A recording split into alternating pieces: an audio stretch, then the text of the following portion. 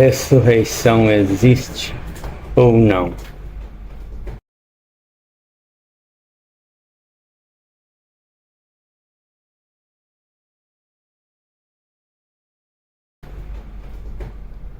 Não vos admireis disso, porque vem a hora em que todos os que estão nos sepulcros ouvirão a sua voz e sairão, os que tiverem feito o bem para a ressurreição da vida, e os que tiverem praticado o mal para a ressurreição do juízo. João 5, versículos 28 e 29. Tal como a nuvem se desfaz e some, aquele que desce à sepultura nunca tornará a subir. Jó, capítulo 7, versículo 9. Por que a contradição? Quando foi escrito o livro de Jó, os judeus ainda não haviam assimilado a crença em ressurreição.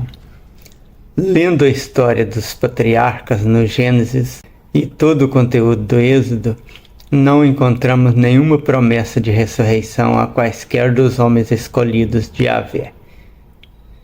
E as promessas de Yahvé eram longa vida e ir-se bem na terra prometida, como se vê no terceiro mandamento contido nas 2 tábuas do testemunho. Lendo o profeta Isaías, vemos que podemos descartar aquela informação. Visão de Isaías, filho de Amós, que ele teve a respeito de Judá e Jerusalém, nos dias de Uzias, Jotão, Acaz e Ezequias, rei de Judá. Isaías 1, versículo 1. Observando seu conteúdo, percebemos que uma parte pode ter sido escrita ainda no período de domínio assírio, mas o restante foi escrito dentro do cativeiro babilônico. E o livro chega a falar de ressurreição, mas não uma ressurreição de bons e maus, uns para a vida eterna e outros para a morte e desprezo eterno, como aparece no final do livro de Daniel.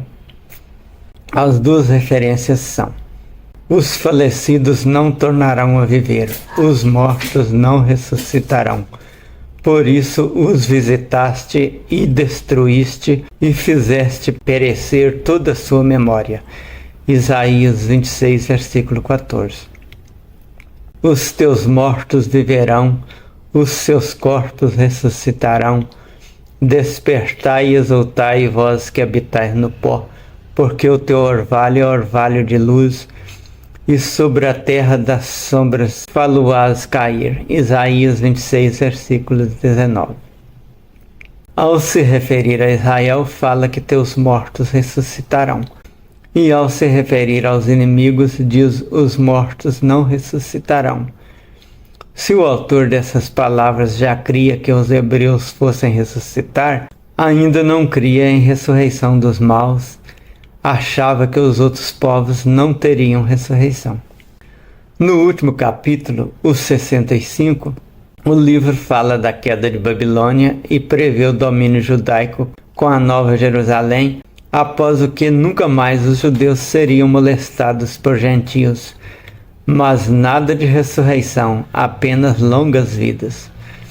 Essa parte pode ter sido escrita logo após a queda daquele império, quando os judeus estavam pensando que iriam restabelecer o reino e dominar o mundo. Aquela ressurreição de uns para a vida eterna e outros para a morte e desprezo eterno, Daniel 12, versículo 2, deve ter sido incorporada já no domínio medo-persa. Pois o livro de Daniel, se não todo, tem pelo menos a parte final escrita após a vitória dos Macabeus, quando já fazia a previsão: e o reino e o domínio e a majestade dos reinos debaixo de todo o céu serão dados ao povo dos santos do Altíssimo. O seu reino será um reino eterno, e todos os domínios o servirão e lhe obedecerão. Daniel 7, versículo 27. Previsão essa que falhou da mesma forma que todas as outras. Observando esse pedaço da história dos judeus, não nos resta dúvida de que a contradição entre Jesus e Jó decorre do fato de o livro de Jó ter sido escrito em uma época em que os judeus ainda não tinham a crença na ressurreição, que não vem de Yahvé como se crê, mas do pensamento do povo persa. Se existisse ressurreição e o Deus que a teria prometido, esse Deus o teria feito desde os primeiros contatos com seus primeiros homens escolhidos. Não teria deixado para falar dela só depois que os judeus conviveram com os persas.